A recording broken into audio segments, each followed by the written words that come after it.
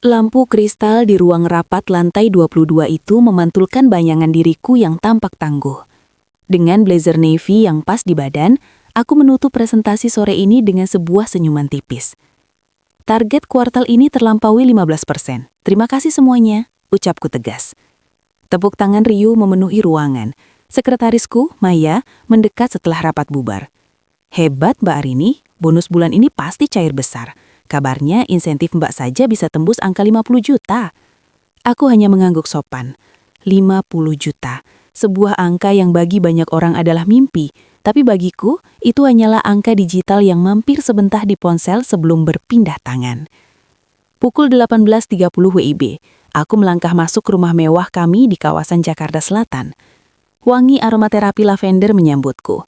Raka, suamiku, sedang duduk santai di sofa ruang tamu sambil membaca buku. Ia tampak sangat tampan dengan kaos rumahannya. Sudah pulang sayang? Capek ya? Raka berdiri, menghampiriku, lalu mengecup keningku lembut. Ia mengambil tas kerjaku dengan penuh perhatian. Aku sudah pesankan makanan kesukaanmu. Mandi dulu ya. Inilah Raka, suami yang setahun lalu terpaksa berhenti bekerja karena perusahaannya gulung tikar. Sejak itu kami sepakat, aku yang fokus mencari nafkah dan dia yang mengelola urusan rumah. Raka adalah sosok yang sangat rapi dan teliti. Karena aku terlalu sibuk dengan deadline, aku memberikan semua akses perbankanku padanya. Raka, panggilku saat kami makan malam. Besok aku mau beli sepatu lari baru, punyaku yang lama sudah jebol solnya. Gerakan sendok Raka terhenti, ia menatapku dengan tatapan lembut, terlalu lembut, hingga rasanya seperti sedang menenangkan seorang anak kecil yang merengek. Sepatu yang bulan lalu kita lihat di mall itu, tanyanya. Bukan, itu sepatu pesta. Ini sepatu olahraga Raka, hanya sekitar 2 juta. Raka meletakkan sendoknya, lalu menggenggam tanganku. Arini sayang, bukannya aku pelit, tapi bulan ini pengeluaran kita banyak sekali. Pajak mobil harus dibayar, dan aku baru saja menyisihkan uang untuk deposito masa depan kita. Kamu tahu kan, aku melakukan ini agar uang hasil keringatmu tidak habis sia-sia. Aku terdiam. Uangku 50 juta sebulan, tapi untuk membeli sepatu 2 juta saja aku harus berdiskusi panjang. Tapi itu uang bonusku Raka, aku hanya ingin apresiasi diri sedikit. Suaraku merendah, hampir memohon. Raka tersenyum, tipe senyum yang membuatku merasa bersalah karena telah bertanya. Iya, aku tahu itu uangmu, tapi dalam keluarga tidak ada uangku atau uangmu. Yang ada adalah uang kita. Dan sebagai kepala keluarga, aku bertanggung jawab menjaganya agar kita tidak kesusahan nanti. Kamu percaya kan sama aku? Aku menatap matanya. Tidak ada amarah di sana, hanya ketenangan yang menghanyutkan. Aku menghela nafas dan mengangguk pelan. Pintar istrinya Raka, ucapnya sambil mengelus rambutku. Oh iya, besok kalau mau makan siang di kantor bawa bekal saja ya. Aku sudah siapkan sandwich, lebih hemat dan sehat. Malam itu di rumah yang kubayar dengan cicilan dari gajiku sendiri, aku tidur dengan perasaan aneh. Aku adalah direktur di kantor yang membawahi ratusan orang, tapi di sini aku bahkan tidak punya kuasa atas dompetku sendiri. Aku ingin bertanya, kemana perginya sisa uang puluhan juta itu setiap bulannya. Tapi melihat wajah Raka yang begitu tulus mengurus rumah, aku merasa menjadi istri yang jahat jika mencurigainya. Pagi itu meja makan sudah tertata rapi. Sebuah kotak makan plastik berisi roti lapis gandum sudah bertengger manis di samping tas kerjaku. Raka benar-benar menjalankan perannya sebagai suami rumah tangga dengan sempurna. Jangan lupa dimakan ya sayang, jangan jajan di luar, MSG-nya tinggi, pesannya sambil merapikan kerah blazerku. Aku tersenyum paksa. Di kantorku sudah menjadi tradisi jika setelah rapat besar, para manajer makan siang di restoran bawah gedung. Bayangkan betapa kagumnya aku, sang direktur pemasaran duduk di antara mereka sambil membuka kotak bekal berisi roti lapis yang mulai layu. Namun drama yang sebenarnya mulai saat jam istirahat. Maya, sekretarisku, masuk ke ruangan dengan wajah ragu-ragu. Mbak Arini, maaf mengganggu. Ini ada kurir dari toko perhiasan di lobi. Katanya ada tagihan yang belum lunas atas nama Mbak, bisiknya. Dahiku berkerut. Perhiasan? Aku tidak merasa membeli apa-apa bulan ini. Aku turun ke lobi dengan perasaan bingung. Seorang pria berseragam toko emas ternama menyerahkan sebuah nota tagihan.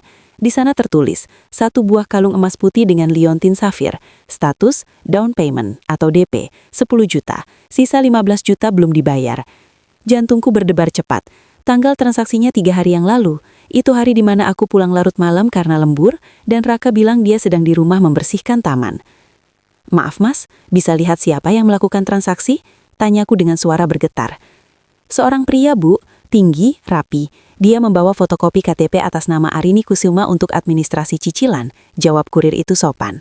Duniaku serasa berputar. Raka menggunakan namaku dan uangku untuk membeli kalung mahal. Harapan kecil muncul di hatiku. Mungkin ini kejutan untuk ulang tahunku bulan depan?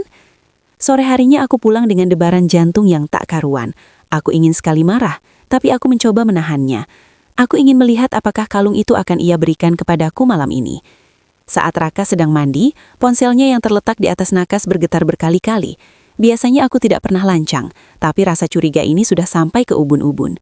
Aku mengintip layar yang menyala. Sebuah pesan WhatsApp masuk dari ibunya, ibu mertuaku. Raka, kalungnya cantik sekali. Ibu sudah pakai ke pengajian tadi sore. Teman-teman ibu semua iri. Terima kasih ya nak. Beruntung sekali ibu punya anak berbakti sepertimu. Meskipun istrimu yang kerja, kamu tetap pegang kendali uangnya. Rasanya seperti ada batu besar yang menghantam dadaku. Sesak, nafasku memburu. Jadi uang 10 juta itu bukan untukku. Itu uang bonus lemburku yang ia ambil tanpa izin untuk membelikan kado mewah bagi ibunya, sementara aku harus mengemis untuk sepasang sepatu lari. Pintu kamar mandi terbuka. Raka keluar dengan handuk tersampir di bahu. Wajahnya segar dan tanpa dosa. Loh, sayang, kok sudah pulang? Wajahmu pucat? Kamu sakit? Tanyanya dengan nada sangat khawatir, mendekat hendak meraba keningku. Aku mundur selangkah, menghindar dari sentuhannya. Raka, apa kamu pergi ke toko emas 3 hari lalu? Tanyaku dengan suara yang berusaha kupastikan tidak pecah. Raka terdiam sejenak. Ekspresi khawatirnya berubah menjadi senyum tipis yang sangat tenang. Senyum yang mulai terasa mengerikan bagiku. Oh, kurir itu datang ke kantormu ya? Maaf ya sayang, aku lupa bilang. Ibu mengeluh lehernya kosong saat kondangan kemarin. Aku kasihan melihatnya. Lagi pula itu pakai uang sisa belanja kok. Aku hemat-hematkan supaya bisa membahagiakan orang tua. Kamu percaya kan sama aku? Aku menatap matanya. Tidak ada amarah di sana, hanya ketenangan yang menghanyutkan. Aku menghela nafas dan mengangguk pelan. Pintar istrinya Raka, ucapnya sambil mengelus rambutku. Oh iya, besok kalau mau makan siang di kantor bawa bekal saja ya. Aku sudah siapkan sandwich, lebih hemat dan sehat. Malam itu di rubah yang kubayar dengan cicilan dari gajiku sendiri, aku tidur dengan perasaan aneh. Aku adalah direktur di kantor yang membawahi ratusan orang, tapi di sini aku bahkan tidak punya kuasa atas dompetku sendiri. Aku ingin bertanya, kemana perginya sisa uang puluhan juta itu setiap bulannya. Tapi melihat wajah Raka yang begitu tulus mengurus rumah, aku merasa menjadi istri yang jahat jika mencurigainya. Pagi itu meja makan sudah tertata rapi. Sebuah kotak makan plastik berisi roti lapis gandum sudah bertengger manis di samping tas kerjaku. Raka benar-benar menjalankan perannya sebagai suami rumah tangga dengan sempurna. Jangan lupa dimakan ya sayang, jangan jajan di luar, MSG-nya tinggi, pesannya sambil merapikan kerah blazerku. Aku tersenyum paksa. Di kantorku sudah menjadi tradisi jika setelah rapat besar, para manajer makan siang di restoran bawah gedung. Bayangkan betapa kagumnya aku, sang direktur pemasaran duduk di antara mereka sambil membuka kotak bekal berisi roti lapis yang mulai layu. Namun drama yang sebenarnya mulai saat jam istirahat. Maya, sekretarisku, masuk ke ruangan dengan wajah ragu-ragu. Mbak Arini, maaf mengganggu. Ini ada kurir dari toko perhiasan di lobi. Katanya ada tagihan yang belum lunas atas nama Mbak, bisiknya. Dahiku berkerut. Perhiasan? Aku tidak merasa membeli apa-apa bulan ini. Aku turun ke lobi dengan perasaan bingung. Seorang pria berseragam toko emas ternama menyerahkan sebuah nota tagihan. Di sana tertulis, 1 buah kalung emas putih dengan liontin safir. Status, down payment atau DP, 10 juta. Sisa 15 juta belum dibayar. Jantungku berdebar cepat. Tanggal transaksinya 3 hari yang lalu. Itu hari di mana aku pulang larut malam karena lembur, dan Raka bilang dia sedang di rumah membersihkan taman. Maaf mas, bisa lihat siapa yang melakukan transaksi? Tanyaku dengan suara bergetar. Seorang pria bu, tinggi, rapi. Dia membawa fotokopi KTP atas nama Arini Kusuma untuk administrasi cicilan. Jawab kurir itu sopan. Duniaku serasa berputar. Raka menggunakan namaku dan uangku untuk membeli kalung mahal. Harapan kecil muncul di hatiku. Mungkin ini kejutan untuk ulang tahunku bulan depan? Sore harinya aku pulang dengan debaran jantung yang tak karuan. Aku ingin sekali marah, tapi aku mencoba menahannya. Aku ingin melihat apakah kalung itu akan ia berikan kepadaku malam ini. Saat Raka sedang mandi, ponselnya yang terletak di atas nakas bergetar berkali-kali. Biasanya aku tidak pernah lancang, tapi rasa curiga ini sudah sampai ke ubun-ubun. Aku mengintip layar yang menyala. Sebuah pesan WhatsApp masuk dari ibunya, ibu mertuaku. Raka, kalungnya cantik sekali. Ibu sudah pakai ke pengajian tadi sore. Teman-teman ibu semua iri. Terima kasih ya nak. Beruntung sekali ibu punya anak berbakti sepertimu. Meskipun istrimu yang kerja, kamu tetap pegang kendali uangnya. Rasanya seperti ada batu besar yang menghantam dadaku. Sesak, nafasku memburu. Jadi uang 10 juta itu bukan untukku. Itu uang bonus lemburku yang ia ambil tanpa izin untuk membelikan kado mewah bagi ibunya, sementara aku harus mengemis untuk sepasang sepatu lari. Pintu kamar mandi terbuka. Raka keluar dengan handuk tersampir di bahu. Wajahnya segar dan tanpa dosa. Loh, sayang, kok sudah pulang? Wajahmu pucat? Kamu sakit? Tanyanya dengan nada sangat khawatir, mendekat hendak meraba keningku. Aku mundur selangkah, menghindar dari sentuhannya. Raka, apa kamu pergi ke toko emas 3 hari lalu? Tanyaku dengan suara yang berusaha kupastikan tidak pecah. Raka terdiam sejenak. Pagi ini, suasana di meja makan terasa lebih dingin dari biasanya. Meski Raka tetap menampilkan senyum porselennya yang sempurna. Ia meletakkan selembar kertas di samping kopiku. "Apa ini?" tanyaku, menatap daftar angka yang tertulis rapi. "Rencana penghematan baru, sayang. Mengingat cicilan kalung ibu masih ada beberapa bulan lagi, aku memutuskan untuk membatalkan langganan keanggotaan gym dan salonmu. Lagi pula, kamu kan sibuk di kantor. Lebih baik olahraga di rumah saja bersamaku," jawabnya santai sambil mengoleh selai ke rotinya. Aku meletakkan cangkir kopi dengan sedikit bantingan. "Haka, itu satu-satunya cara aku melepas stres setelah bekerja 10 jam sehari. Dan kenapa kamu yang memutuskan?" Raka berhenti mengunyah. Ia menatapku tajam, lalu menghela napas panjang seolah-olah aku adalah anak kecil yang sangat nakal. "Arini, aku melakukan ini demi kita. Apa kamu mau kita terlihat seperti orang kaya tapi tabungan nol? Aku menjaga kehormatanmu sebagai istri. Kamu ingin orang-orang tahu kalau suamimu belum bekerja? Tidak kan? Jadi biarkan aku yang mengatur wajah keluarga ini di depan publik." Kalimatnya selalu sama. Demi kita, demi kehormatanku, demi masa depan. Tapi kenapa aku merasa semakin kecil setiap harinya? Siang itu di kantor, sebuah undangan makan malam mewah dari klien terbesar perusahaan datang. Ini adalah kesempatan besar untuk karirku. Aku harus tampil memukau. Namun saat aku memeriksa dompetku, hanya ada 2 lembar uang Rp50.000, uang jajan mingguan yang diberikan Raka padaku pagi tadi. Aku mencoba membuka aplikasi perbankan di ponselku untuk memesan gaun secara daring. Jantungku mencelos. Password telah diganti. Gagal, bisikku lirih. Aku segera menghubungi Raka. "Raka, aku butuh akses ke rekeningku. Ada acara penting besok malam, dan aku perlu membeli gaun baru." "Gaun? Di lemarimu sudah banyak, Arini. Pakai saja yang ada.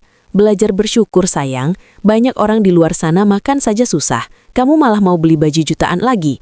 Suara Raka di telepon terdengar begitu bijak. Namun bagiku, itu terdengar seperti vonis penjara. "Tapi ini klien penting, Raka. Aku tidak bisa pakai baju yang sudah 3 kali mereka lihat." Suaraku mulai gemetar karena menahan tangis. Keputusanku sudah bulat. Tidak ada anggaran untuk baju baru. "Oh, dan nanti malam jangan pulang telat ya. Aku mau kita makan malam bersama ibu. Beliau ingin menceritakan soal kalung barunya." Aku menutup telepon dengan tangan gemetar. Di kantor, aku adalah ibu direktur yang memerintah ratusan orang. Di sini, di kursi empuk ini, aku merasa seperti peminta-minta yang tidak punya harga diri. Puncaknya terjadi saat aku hendak pulang. Maya masuk dengan wajah pucat. "Mbak Arini, maaf, ayah Mbak menelpon ke meja saya. Katanya ponsel Mbak tidak bisa dihubungi." Aku segera mengambil gagang telepon kantor. "Halo, ayah, ada apa?" "Arini, ayah malu sekali bicara ini. Tapi obat jantung ibu sudah habis, dan uang pensiun ayah belum turun.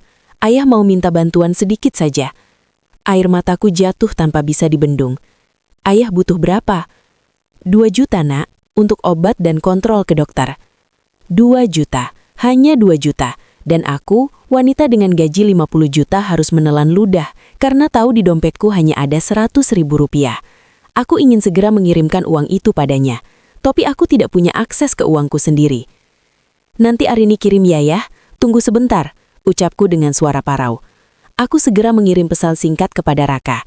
"Raka, ayah butuh 2 juta untuk obat ibu. Tolong transfer sekarang, penting." 10 menit berlalu, 1 jam berlalu, tidak ada balasan. Aku pulang dengan perasaan hancur. Sesampainya di rumah, aku menemukan Raka sedang tertawa riang di telepon, entah dengan siapa. Begitu melihatku, ia langsung menutup teleponnya.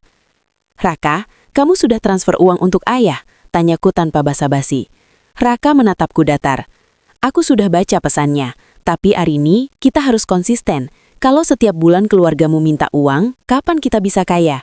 Aku sudah kirim 500.000, itu sudah cukup untuk obat sementara kan?" 500.000? Obat ibu itu mahal, Raka. Itu uangku. Kenapa kamu tega sekali pada orang tuaku, sementara kamu membelikan ibumu kalung 25 juta? Teriakku, meledak untuk pertama kalinya.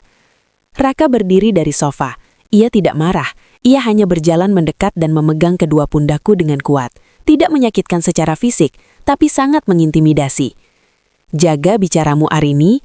Aku ini suamimu. Aku yang paling tahu mana prioritas untuk rumah tangga kita. Sekarang, masuk ke kamar. Tenangkan dirimu sebelum kamu bicara lebih lancang lagi." Aku terisak di pojok kamar. Malam itu, aku menyadari kemewahan di sekelilingku hanyalah dekorasi panggung. Aku adalah mesin pencetak uang yang kuncinya dipegang oleh orang lain. Dan yang paling mengerikan adalah, semua orang di luar sana mengira aku adalah wanita paling bahagia di dunia. Malam itu aku tidak bisa memejamkan mata. Setiap kali aku melirik ke arah Raka yang tertidur pulas dengan wajah tenang, hatiku terasa perih. Bagaimana bisa pria yang sangat kucintai ini berubah menjadi sosok yang begitu asing? Atau mungkin inilah wajah aslinya yang selama ini tertutup masker kesantunan. Pagi harinya aku terbangun dengan tekad baru.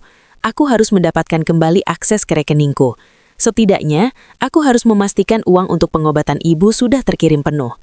Saat Raka sedang asik menyiram tanaman di halaman belakang, aku menggeledak laci kerjanya di ruang tengah. Aku mencari buku tabungan atau token bank yang biasa ia simpan. Namun laci itu kosong melompong, tidak ada satupun dokumen keuangan di sana. "Cari apa, sayang?" Suara bariton itu membuatku tersenyak hingga aku hampir menjatuhkan vasa bunga. Raka berdiri di ambang pintu geser, masih memegang selang air dengan senyum yang tidak mencapai matanya. "Kartu asuransi. Bukannya sudah aku masukkan ke dalam dompetmu? Coba cek lagi. Kamu belakangan ini pelupa sekali, Arini, mungkin karena terlalu banyak tekanan di kantor." Ia mengusap kepalaku, tapi rasanya seperti sebuah peringatan. Sesampainya di kantor, aku tidak langsung bekerja. Aku menghubungi layanan pelanggan bank depat gajiku masuk. Aku berniat mengganti semua akses mobile banking dan meminta kartu ATM baru.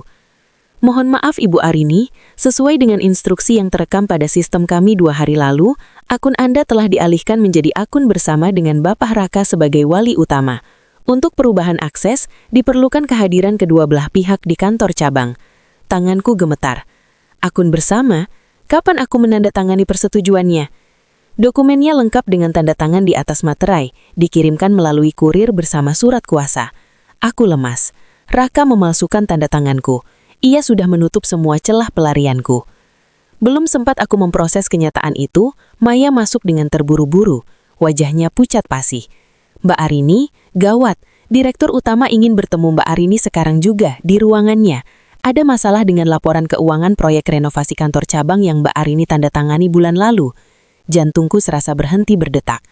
Proyek renovasi itu, aku memang menandatanganinya. Tapi Raka yang bantu cek detail rincian biayanya di rumah, karena saat itu aku migren hebat. Di ruang direktur utama, aku disambut dengan tatapan dingin. Di atas meja, berserakan bukti transfer dari vendor renovasi. "Arini, jelaskan ini.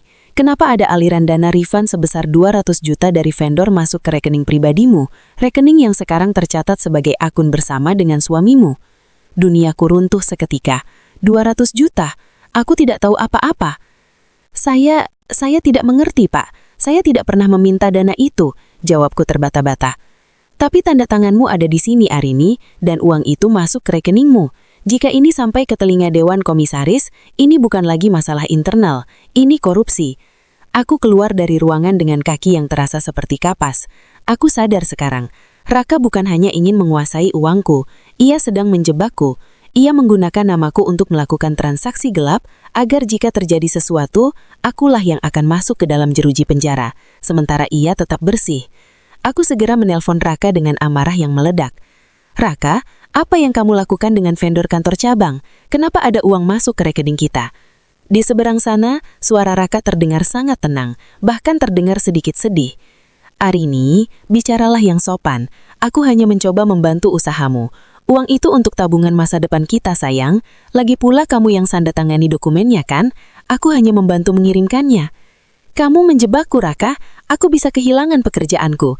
Aku bisa dipenjara. Dipenjara, terkekeh Raka pelan, sebuah suara yang membuat bulu kuduku berdiri. Makanya sayang, tetaplah jadi istri yang baik. Selama kamu patuh padaku, aku tidak akan membiarkan dokumen-dokumen lainnya terungkap.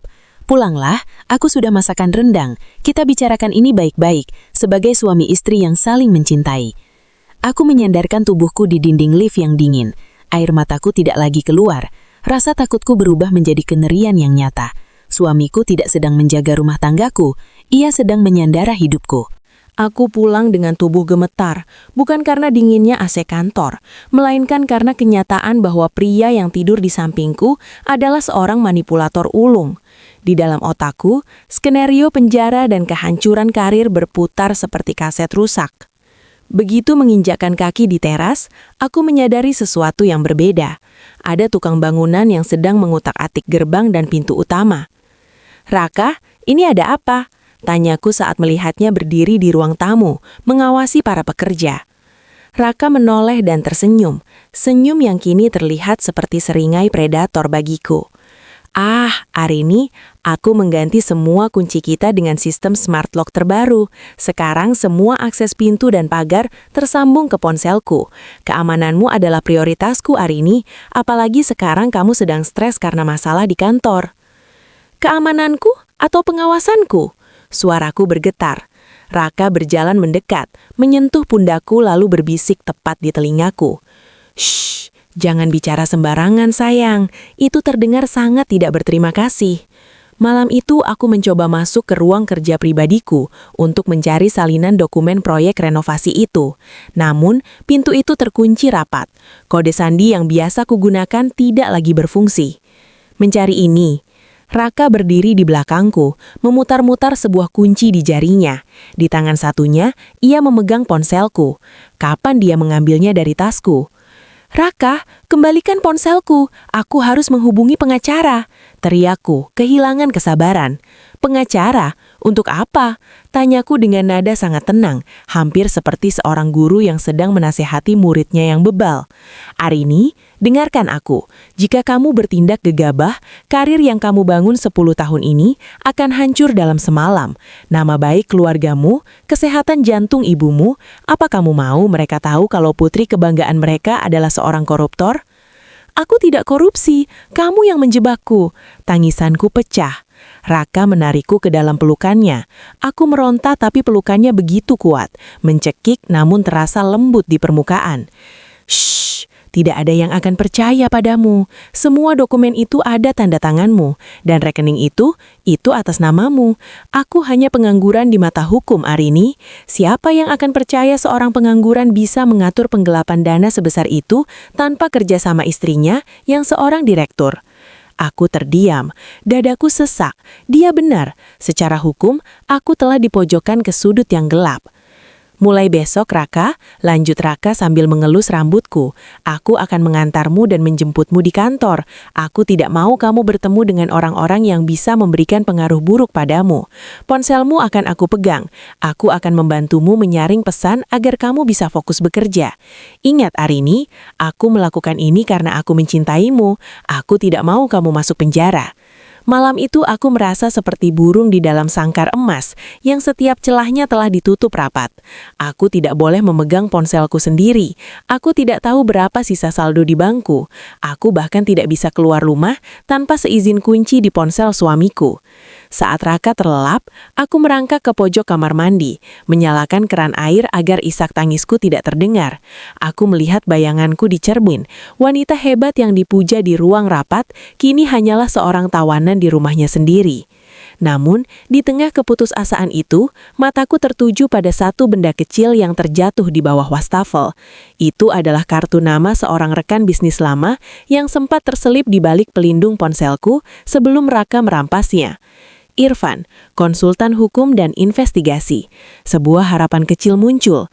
Raka mungkin merasa telah menutup semua pintu, tapi aku lupa bahwa aku adalah seorang direktur pemasaran. Aku ahli dalam mencari celah di tengah pasar yang jenuh. Jika aku bisa menghubungi Irfan tanpa sepengetahuan Raka, mungkin aku punya kesempatan. Tapi bagaimana caranya? Raka menempel padaku seperti bayangan. Arini, kenapa lama sekali di kamar mandi? Suara Raka mengetuk pintu, terdengar penuh selidik. Aku segera menyembunyikan kartu nama itu di dalam lipatan pakaian dalamku. Iya, sebentar, perutku agak sakit. Aku keluar dengan wajah yang aku buat selembut mungkin. Aku harus mulai bersandiwara. Jika dia ingin aku menjadi istri yang patuh, aku akan menjadi istri paling patuh di dunia, sampai dia lengah. Pagi ini, aku terbangun lebih awal. Aku menatap wajah Raka yang masih terlelap. Tampan, namun di mataku kini ia tak ubahnya monster yang sedang bersembunyi di balik kulit manusia. Aku harus mulai memainkan peran sebagai istri yang takluk jika ingin selamat. Aku pergi ke dapur menyiapkan sarapan mewah yang ia suka. Saat Raka bangun, ia tampak terkejut melihat meja makan penuh dengan hidangan. "Sayang, kamu masak semua ini?" tanyanya sambil memeluk pinggangku dari belakang. Aku memaksakan diri untuk tidak bergedik. Aku berbalik dan tersenyum manis, senyum paling palsu yang pernah kubuat. "Iya, aku pikirkan kata-katamu malam. Kamu benar, Raka. Aku terlalu egois. Maafkan aku ya, aku hanya butuh waktu untuk mencerna semuanya." Raka tampak sangat puas, dominasinya terpuaskan. "Nah, begini kan enak. Aku tahu kamu istri yang salihah, Arini." Selama perjalanan ke kantor, Raka benar-benar mengantarku sampai depan lobi kantor. Ia bahkan turun untuk membukakan pintu mobil, menunjukkan citra suami idaman di depan stafku. "Nanti jam makan siang aku bawakan makanan lagi ya. Dan ponselmu, aku simpan dulu. Takut ada klien atau vendor yang mengintimidasi soal dana 200 juta itu. Aku yang akan balas kalau ada yang penting," ucapnya lembut sambil mengusap pipiku. "Iya mas, terserah kamu saja." Di kantor aku merasa seperti berjalan di atas paku. Setiap tatapan rekan kerja terasa seperti tuduhan. Aku masuk ke ruangan, menutup pintu dan segera mendekati Maya. "Maya, aku butuh bantuanmu, tapi ini sangat rahasia. Jangan gunakan komputer kantor atau ponsel kantormu," bisikku cepat. Maya tampak bingung namun patuh. Aku berikan kartu nama Irfan yang tadi kusimpan di pakaian dalamku. "Hubungi nomor ini. Katakan Arini butuh audit darurat untuk proyek renovasi itu. Minta dia menungguku di kedai kopi seberang gedung tepat jam 1 siang. Aku hanya punya waktu 15 menit. Tapi Mbak, Pak Raka bilang beliau akan datang jam makan siang," Maya mengingatkan dengan cemas. "Makanya, kita harus cepat. Kamu harus mengalihkan perhatiannya saat dia sampai di lobi nanti.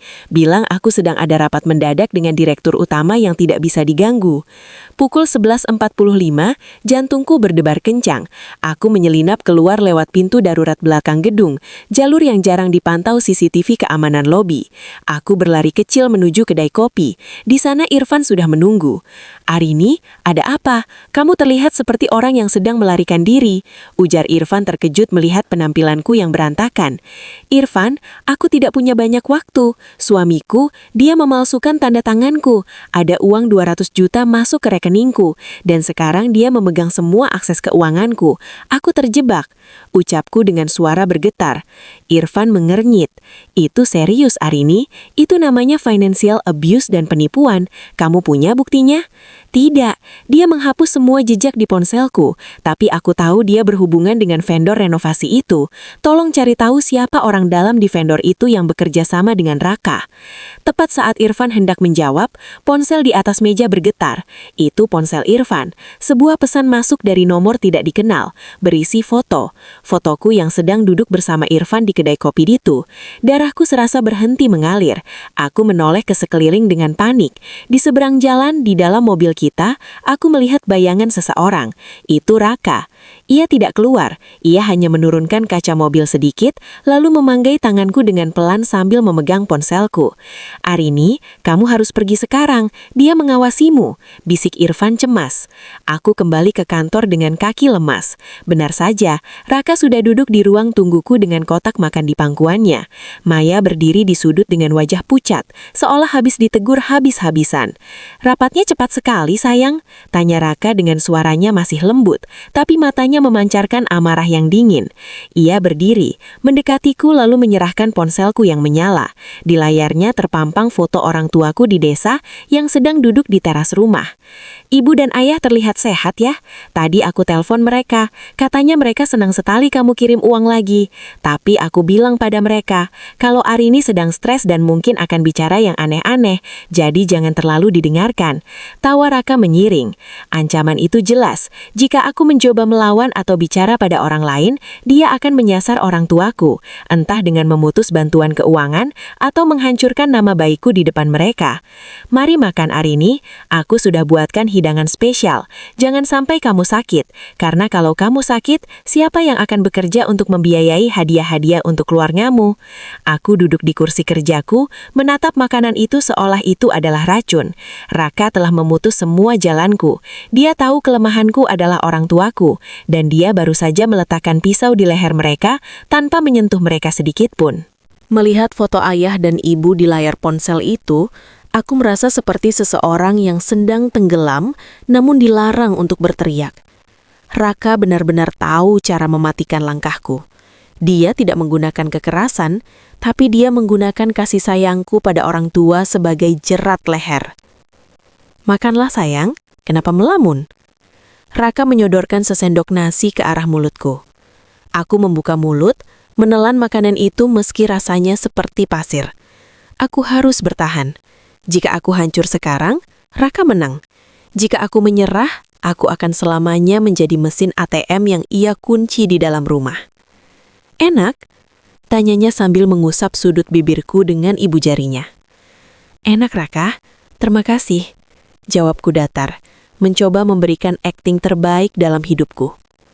Di dalam kepalaku, sebuah tujuan baru terbentuk. Aku harus memiskinkan diriku sendiri di depan matanya. Jika Raka mencintai uangku, maka aku harus melenyapkan alasan itu agar dia melepaskanku. Tapi aku harus melakukannya dengan sangat rapi agar tidak memicu kecurigaannya.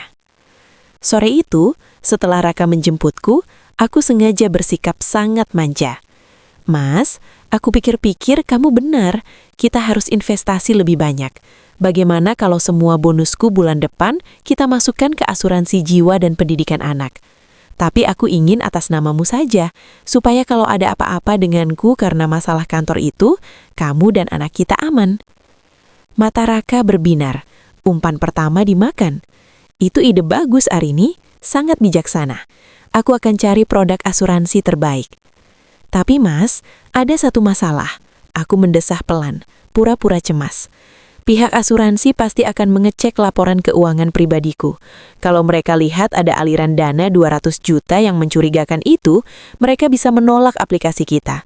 Kita harus membersihkan nama rekening itu dulu. Raka terdiam, tampak berpikir keras. Bagaimana caranya menurutmu? Kita harus memindahkan uang itu ke rekening pihak ketiga yang tidak bisa dilacak sebagai refund resmi, lalu menutup rekening lama itu. Dengan begitu, jejak digitalnya akan tertutup bagi auditor asuransi.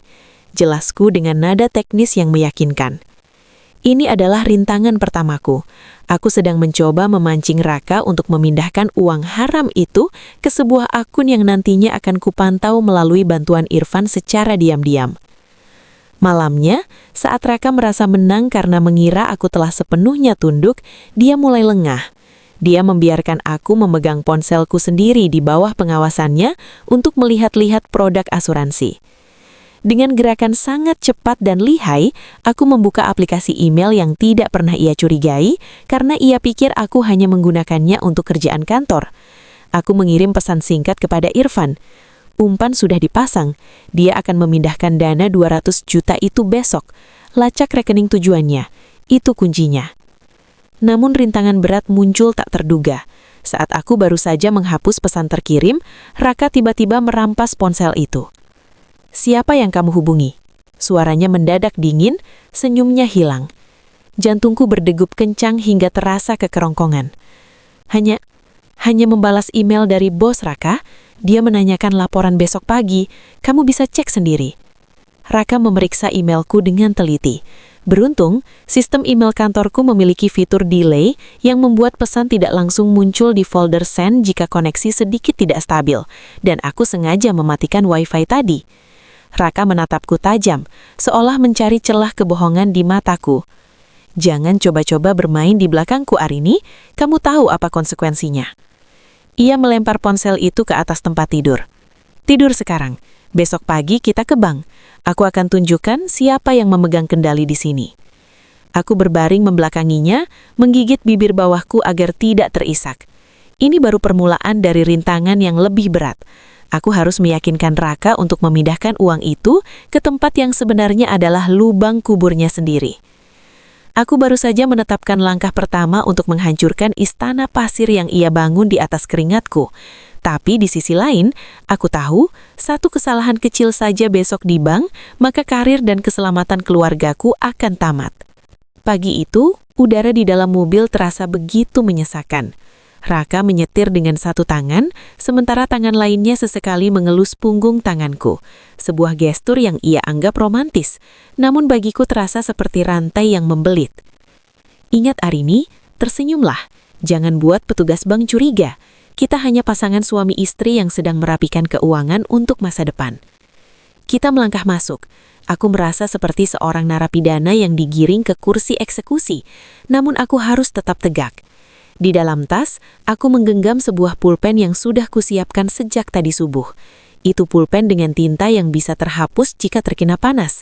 Sebuah alat yang biasa kugunakan untuk menandatangani draft kasar di kantor. Di depan petugas customer service, Raka menjelaskan dengan sangat fasih. Istri saya ingin menutup rekening lamanya dan memindahkan seluruh saldo ke rekening saya untuk mempermudah manajemen investasi keluarga. Petugas itu menatapku. Apakah benar begitu, Ibu Arini? Aku menatap Raka. Dia menatapku balik dengan tatapan yang sangat dalam, penuh ancaman yang tersembunyi di balik binar matanya. Iya, benar Pak, jawabku pelan, mencoba memberikan akting terbaik dalam hidupku. Di dalam kepalaku sebuah tujuan baru terbentuk. Aku harus memiskinkan diriku sendiri di depan matanya. Jika Raka mencintai uangku, maka aku harus melenyapkan alasan itu agar dia melepaskanku. Tapi aku harus melakukannya dengan sangat rapi agar tidak memicu kecurigaannya. Sore itu, setelah Raka menjemputku, aku sengaja bersikap sangat manja. Mas, aku pikir-pikir kamu benar, kita harus investasi lebih banyak. Bagaimana kalau semua bonusku bulan depan kita masukkan ke asuransi jiwa dan pendidikan anak? Tapi aku ingin atas namamu saja, supaya kalau ada apa-apa denganku karena masalah kantor itu, kamu dan anak kita aman. Mata Raka berbinar, umpang pertama dimakan. Itu ide bagus, Arini, sangat bijaksana. Aku akan cari produk asuransi terbaik. Tapi Mas, ada satu masalah. Aku mendesah pelan, pura-pura cemas. Pihak asuransi pasti akan mengecek laporan keuangan pribadiku. Kalau mereka lihat ada aliran dana 200 juta yang mencurigakan itu, mereka bisa menolak aplikasi kita. Kita harus membersihkan nama rekening itu dulu. Raka terdiam, tampak berpikir keras. Bagaimana caranya menurutmu? Kita harus memindahkan uang itu ke rekening pihak ketiga yang tidak bisa dilacak sebagai refund resmi, lalu menutup rekening lama itu. Dengan begitu, jejak digitalnya akan tertutup bagi auditor asuransi. Jelasku dengan nada teknis yang meyakinkan. Ini adalah rintangan pertamaku. Aku sedang mencoba memancing Raka untuk memindahkan uang haram itu ke sebuah akun yang nantinya akan kupantau melalui bantuan Irfan secara diam-diam. Malamnya, saat Raka merasa menang karena mengira aku telah sepenuhnya tunduk, dia mulai lengah. Dia membiarkan aku memegang ponselku sendiri di bawah pengawasannya untuk melihat-lihat produk asuransi. Dengan gerakan sangat cepat dan lihai, aku membuka aplikasi email yang tidak pernah ia curigai karena ia pikir aku hanya menggunakannya untuk kerjaan kantor. Aku mengirim pesan singkat kepada Irfan. Umpan sudah dipasang. Dia akan memindahkan dana 200 juta itu besok. Lacak rekening tujuannya. Itu kuncinya. Namun rintangan berat muncul tak terduga. Saat aku baru saja menghapus pesan terkirim, Raka tiba-tiba merampas ponsel itu. Siapa yang kamu hubungi? Suaranya mendadak dingin, senyumnya hilang. Jantungku berdegup kencang hingga terasa kekerongkongan. Hanya membalas email dari bos, Raka. Dia menanyakan laporan besok pagi, kamu bisa cek sendiri. Raka memeriksa emailku dengan teliti. Beruntung, sistem email kantorku memiliki fitur delay yang membuat pesan tidak langsung muncul di folder send jika koneksi sedikit tidak stabil, dan aku sengaja mematikan wifi tadi. Raka menatapku tajam, seolah mencari celah kebohongan di mataku. Jangan coba-coba bermain di belakangku, Arini. Kamu tahu apa konsekuensinya. Ia melempar ponsel itu ke atas tempat tidur. Tidur sekarang. Besok pagi kita ke bank. Aku akan tunjukkan siapa yang memegang kendali di sini. Aku berbaring membelakanginya, menggigit bibir bawahku agar tidak terisak. Ini baru permulaan dari rintangan yang lebih berat. Aku harus meyakinkan Raka untuk memindahkan uang itu ke tempat yang sebenarnya adalah lubang kuburnya sendiri. Aku baru saja menetapkan langkah pertama untuk menghancurkan istana pasir yang ia bangun di atas keringatku. Tapi di sisi lain, aku tahu satu kesalahan kecil saja besok di bank, maka karir dan keselamatan keluargaku akan tamat. Pagi itu, udara di dalam mobil terasa begitu menyesakan. Raka menyetir dengan satu tangan, sementara tangan lainnya sesekali mengelus punggung tanganku. Sebuah gestur yang ia anggap romantis, namun bagiku terasa seperti rantai yang membelit. Ingat Arini, tersenyumlah. Jangan buat petugas bank curiga. Kita hanya pasangan suami istri yang sedang merapikan keuangan untuk masa depan. Kita melangkah masuk. Aku merasa seperti seorang narapidana yang digiring ke kursi eksekusi, namun aku harus tetap tegak. Di dalam tas, aku menggenggam sebuah pulpen yang sudah kusiapkan sejak tadi subuh. Itu pulpen dengan tinta yang bisa terhapus jika terkena panas, sebuah alat yang biasa kugunakan untuk menandatangani draft kasar di kantor. Di depan petugas customer service, Raka menjelaskan dengan sangat fasih. Istri saya ingin menutup rekening lamanya dan memindahkan seluruh saldo ke rekening saya untuk mempermudah manajemen investasi. Laju mobil yang dikendarai Raka terasa seperti ambulans yang sedang mengejar maut. Ia tidak bicara, namun deru napasnya memenuhi kabin. Tanganku dingin. Aku telah memancing singa keluar dari sarangnya. Dan kini aku harus siap dicabik. Turun. Perintahnya dingin saat kami sampai kembali di parkiran bank. Raka, kumohon, jangan libatkan ibu. Isaku pelan. Ia menoleh, matanya berkilat tajam. Aku tidak pernah ingin melibatkan siapapun, Arini. Kamu yang memaksaku menjadi orang jahat. Sekarang, masuk dan tanda tangani dokumen itu dengan benar. Kami kembali ke meja customer service yang sama. Petugas wanita tadi menatapku dengan sorot mata penuh ketakutan sekaligus penyesalan. Dia pasti merasa bersalah karena telah menelpon terlalu cepat. Maaf Mbak, tadi ada kesalahan teknis dengan pulpen istri saya. Kami ingin mengulang penandatanganannya. Ujar Raka dengan suara bariton yang dibuat sehalus mungkin, meski tangannya mencengkeram lengan kursiku dengan kuat. Petugas itu menyodorkan lembaran baru. Raka mengeluarkan pulpen miliknya. Sebuah pulpen mahal dengan tinta permanen yang takkan bisa dihapus oleh apapun. Tanda tangan Arini, sekarang, bisiknya di samping telingaku. Tanganku gemetar hebat. Di saat itulah sebuah keajaiban kecil terjadi. Ponsel di meja petugas bank itu bergetar. Dia mengangkatnya, mendengarkan sebentar, lalu menatap kami berdua. Mohon maaf Bapak Raka, Ibu Arini, ada instruksi dari pusat. Karena adanya laporan transaksi yang mencurigakan terkait dana refund 200 juta kemarin, akun ini sedang dalam status freeze atau dibekukan untuk sementara oleh sistem audit internal. Kami tidak bisa memproses pemindahan dana sampai proses audit selesai. Wajah Raka berubah pucat pasi, lalu menjadi abu-abu. Apa? Dibekukan? Itu tidak mungkin. Saya ini suaminya. Maaf Pak, ini prosedur otomatis dari sistem pusat kami untuk pencegahan tindak pidana pencucian uang. Auditor kami akan menghubungi Ibu Arini selaku pemilik sah rekening dalam 24 jam ke depan. Raka berdiri dengan kasar hingga kursi jati itu berderut nyaring. Ia menarikku keluar dari bank tanpa mempedulikan tatapan orang-orang.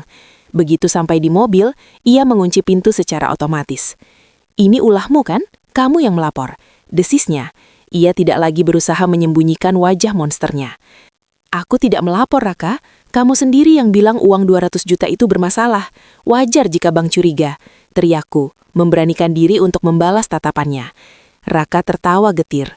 Baik, kalau begitu jangan salahkan aku kalau ibu di desa harus merasakan akibat dari prosedur sistem ini. Ia merogoh saku hendak mengambil ponselnya untuk menghubungi orang suruhannya di desa. Jantungku serasa berhenti berdetak.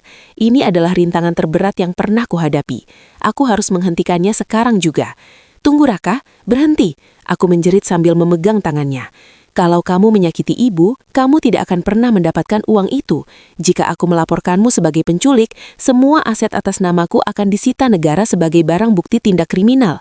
Kamu akan berakhir di penjara dengan tangan kosong. Raka terhenti. Logikanya yang serakah mulai berputar. Aku punya tawaran. Lanjutku dengan suara yang kupaksakan stabil. Beri aku waktu sampai besok pagi untuk menyelesaikan masalah audit ini di kantor. Aku punya kenalan di bagian kepatuhan bank. Aku akan pastikan uang itu cair dan masuk ke rekeningmu sepenuhnya. Tapi syaratnya, tarik orang-orangmu dari rumah ibu sekarang juga. Aku ingin melihat video live kalau ibu aman. Ia melakukan panggilan video. Di layar, aku melihat ibu sedang menyapu halaman tidak menyadari bahwa di seberang jalan, sebuah mobil hitam mengawasinya. Pria di dalam mobil itu mengangguk ke arah kamera, lalu melajukan mobilnya pergi setelah mendapat instruksi dari Raka. Aku lemas di kursi penumpang. Aku telah berhasil menunda bencana selama 24 jam. Namun aku tahu, besok pagi adalah batas akhir. Aku telah mempertaruhkan segalanya pada satu kartu terakhir. Jika rencanaku dengan Irfan gagal malam ini, besok aku benar-benar akan kehilangan segalanya. Harta, karir, dan mungkin nyawa orang yang kucintai. Malam itu, rumah kami terasa seperti peti mati yang megah. Raka bersikap sangat manis, kelembutan yang lebih mengerikan daripada marahnya. Ia memasakkan makan malam spesial, menyalakan lilin, dan bahkan memutar musik klasik yang mendayu. Makanlah yang banyak Arini, besok akan jadi hari besar bagi kita, hari di mana kita tidak perlu lagi pusing soal uang, ucapnya sambil menuangkan air putih ke gelasku. Aku menatap piring di depanku. Aku tahu, di balik sikap manis ini, Raka sudah menyiapkan rencana cadangan. Dia tidak akan membiarkan aku pergi begitu saja setelah uang itu cair. Aku perlu ke ruang kerja sebentar, Raka. Aku harus menyiapkan dokumen audit yang diminta bank agar besok pagi semua lancar. Kataku mencoba terdengar kooperatif. Tentu sayang, tapi ponselmu tetap di sini ya. Aku ingin kita benar-benar terputus dari gangguan luar malam ini.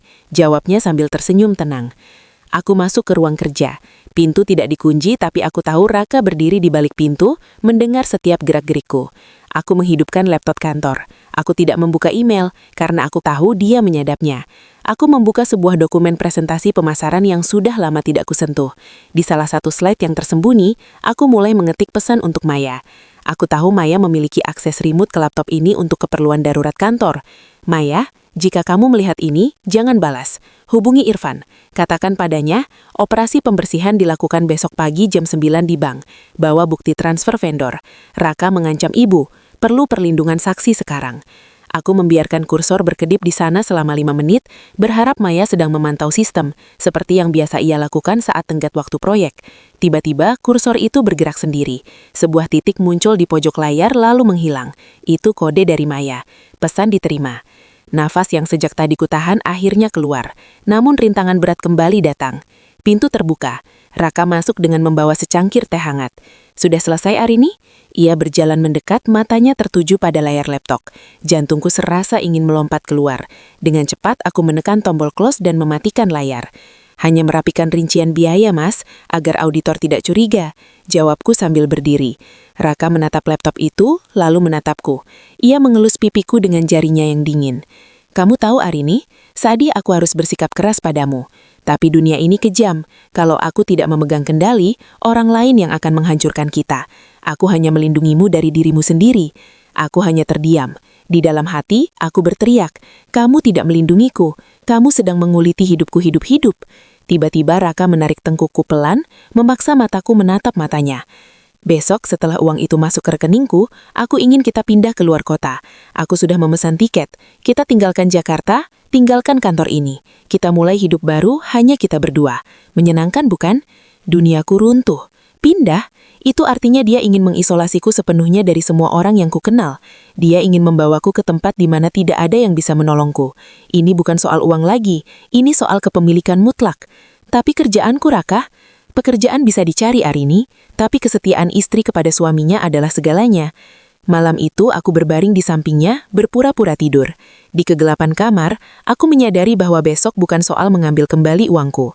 Besok adalah pertarungan untuk merebut kembali nyawaku.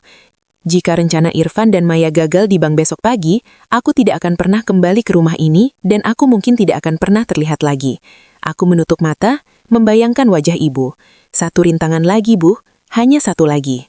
Matahari pagi menyusup melalui celah gorden, tapi tidak membawa kehangatan. Bagiku, ini adalah pagi paling menentukan dalam hidupku.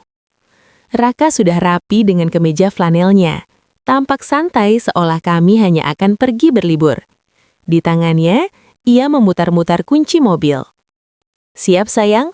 Ingat, satu kata salah, maka mobil hitam itu akan kembali ke depan pagar rumah ibu. Bisiknya sambil membantuku memakai blazer. Aku mengangguk kaku. Aku ingat Raka. Di sepanjang perjalanan menuju bank, Raka terus memegang tanganku. Cengkramannya kuat, seolah memastikan aku tidak akan melompat keluar dari mobil yang melaju. Saat kami memasuki lobi bank, aku melihat Maya duduk di kursi tunggu, pura-pura membaca majalah. Kami tidak saling menatap, tapi keberadaannya memberiku sedikit oksigen. Kami dipanggil ke ruangan khusus, ruang prioritas yang lebih tertutup. Di sana sudah menunggu seorang pria paruh baya bersetelan rapi yang diperkenalkan sebagai auditor internal bank. Selamat pagi Ibu Arini, Bapak Raka, saya Hendrawan. Kami telah meninjau kembali laporan pembekuan rekening Anda. Ujar pria itu dengan wajah datar. Raka langsung memotong. Jadi uangnya bisa dipindahkan sekarang kan? Istri saya sudah mengonfirmasi bahwa itu dana sah. Hendrawan menatapku. Ibu Arini, Anda bersedia menandatangani surat pernyataan bahwa dana 200 juta tersebut adalah murni milik pribadi dan bukan hasil dari manipulasi proyek. Raka menyikut lenganku pelan di bawah meja. Sebuah isyarat yang jelas, tanda tangani atau ibu celaka. Aku mengambil pulpen yang disodorkan. Namun sebelum ujung tinta menyentuh kertas, pintu ruangan terbuka. Seorang pria masuk dengan membawa map coklat besar. Itu Irfan. Maaf mengganggu Pak Hendrawan, saya Irfan, kuasa hukum dari vendor yang mengerjakan renovasi kantor cabang perusahaan Ibu Arini. Saya membawa bukti tambahan yang mungkin akan mengubah proses audit ini. Ujar Irfan tenang. Raka menegang. Wajahnya yang semula tenang mulai menampakkan guratan kemarahan. Siapa kamu? Ini urusan keluarga kami. Keluar. Tenang Pak Raka, sela Hendrawan. Ini adalah bagian dari prosedur audit menyeluruh karena melibatkan dana perusahaan. Irfan membuka mapnya dan mengeluarkan beberapa lembar foto serta salinan percakapan digital. Di sini terbukti bahwa dana 200 juta tersebut dikirimkan atas instruksi seseorang yang menyamar sebagai asisten Ibu Arini menggunakan nomor ponsel yang terdaftar atas nama Bapak Raka sendiri. Jantungku berdegup kencang. Inilah saatnya. Apa-apaan ini? Itu fitnah. Teriak Raka sambil berdiri. Ia menatapku dengan mata merah. Arini, bilang pada mereka kalau ini salah. Atau kamu mau aku telepon orang di desa sekarang juga? Raka merogoh sakunya hendak mengambil ponsel. Namun Hendrawan mengangkat tangannya. Pak Raka, sebelum Anda menghubungi siapapun, saya harus memberitahu Anda satu hal. Bank telah bekerja sama dengan kepolisian sejak tadi malam setelah adanya laporan dugaan ancaman dan intimidasi keuangan. Di luar ruangan ini, sudah ada petugas yang menunggu. Raka tertegun. Ia menatap ke arah pintu yang kacanya transparan. Di sana berdiri dua pria berbadan tegap yang menatap ke arah kami. Arini, kamu menjebakku? Suara Raka berubah menjadi desisan yang sangat dingin. Ia tidak lagi peduli pada orang-orang di ruangan itu. Kamu pikir kamu menang? Kamu ikut menandatangani semua dokumen itu. Kalau aku jatuh, kamu ikut jatuh. Aku tahu, Raka, hasupku dengan suara yang akhirnya berani dan tegas. Aku siap kehilangan pekerjaanku. Aku siap diperiksa. Tapi aku tidak akan membiarkanmu menggunakan uang hasil keringatku untuk menghancurkan hidup dan keluargaku lagi. Raka tertawa sinis, sebuah tawa yang terdengar putus asa. Kamu pikir aku akan menyerah begitu saja? Tiba-tiba, Raka mengambil ponselnya dan dengan cepat menekan sebuah nomor. Jalan sekarang, bawa wanita tua itu. Teriaknya ke telepon sebelum petugas keamanan merangsek masuk ke ruangan. Raka, jangan! Jeritku. Petugas segera mengamankan Raka, Namun senyum kemenangan muncul di wajahnya yang kini berantakan. Sudah terlambat, Arini. Kamu menyelamatkan uangmu, tapi kamu kehilangan ibumu. Duniaku serasa gelap gulita. Segala usahaku, keberanianku, apakah semuanya akan berakhir dengan hilangnya nyawa ibu? Keheningan di rumah mewah itu terasa asing. Raka sudah berada di balik jeruji besi sebagai tersangka percobaan penculikan dan pengancaman. Namun kehadirannya masih terasa seperti bayangan hitam yang menghantui setiap sudut ruangan. Aku duduk di meja makan, menatap botol air mineral. Tidak ada makanan mewah. Tidak ada aroma masakan Raka. Hanya ada kesunyian yang jujur. Pukul 10 pagi, bel rumah berbunyi. Aku berharap itu adalah ibu yang baru saja tiba dari desa. Namun saat pintu kubuka, seorang pria paruh baya dengan tas kulit mahal berdiri di sana. Di sampingnya, berdiri seorang wanita yang kukenal sangat baik, ibu mertuaku. "Arini, tega sekali kamu memenjarakan anakku," teriak ibu mertua tanpa salam. Suaranya melengking, memecah ketenangan pagi. Pria di sampingnya berdeham. "Selamat pagi Ibu Arini, saya kuasa hukum Bapak Raka. Kami datang untuk menyerahkan draft kesepakatan damai sekaligus tuntutan pembagian harta Gonogini." Aku mempersilahkan mereka masuk, bukan karena aku takut, tapi karena aku ingin melihat sejauh mana keberanian mereka. "Harta Gonogini?" Aku mengulang kalimat itu dengan nada getir sambil menatap draft di atas meja.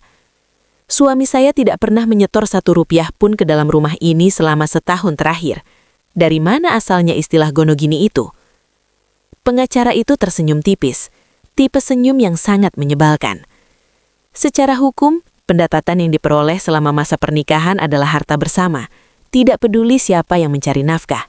Babak Raka menuntut haknya atas rumah ini, mobil, dan setengah dari total saldo tabungan Anda.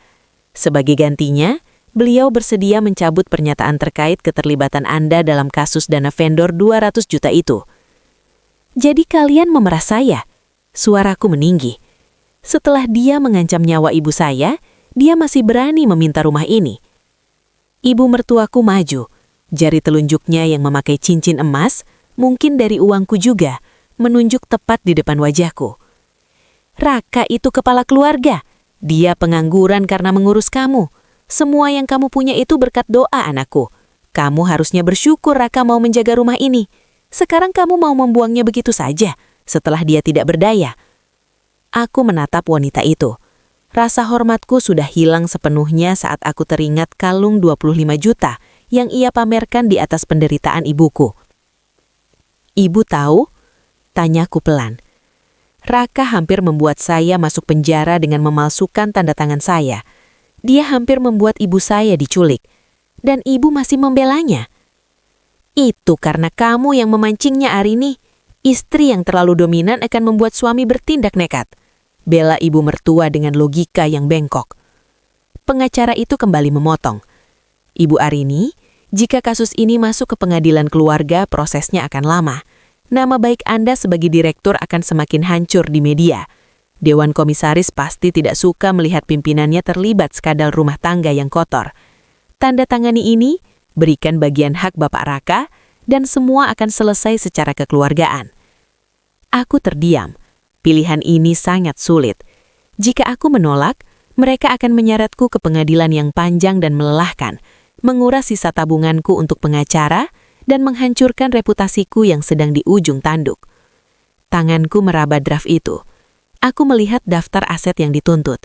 Mereka bahkan meminta perhiasan yang kubeli sendiri sebelum menikah.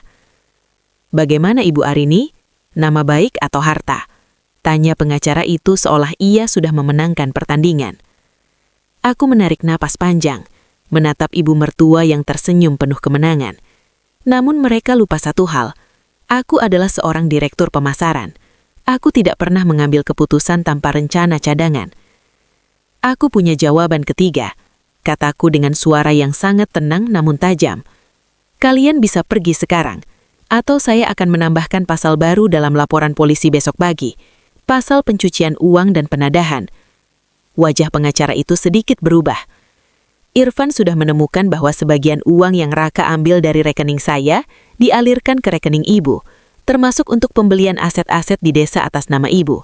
Jika ibu tetap menuntut harta Gonogini, maka ibu akan saya seret sebagai tersangka penadahan harta hasil penggelapan. Senyum di wajah ibu mertua luntur seketika.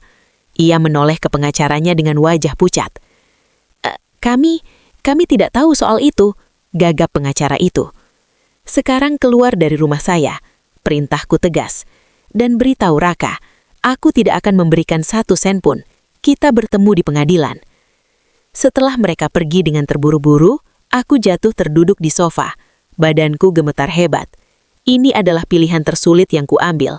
Memilih berperang habis-habisan meski resikonya adalah kehilangan karirku selamanya. Namun tepat saat itu, sebuah pesan masuk dari Maya. Mbak, ada berita buruk dari kantor. Dewan Komisaris baru saja mengirimkan surat resmi. Mbak diminta hadir dalam sidang etik besok pagi. Klimaks ini belum berakhir. Aku baru saja mengusir 1 singa, tapi kini aku harus menghadapi kawanan serigala yang siap menerkamku di kantor. Pagi itu, gedung kantorku yang megah terasa seperti pengadilan bagi pesakitan.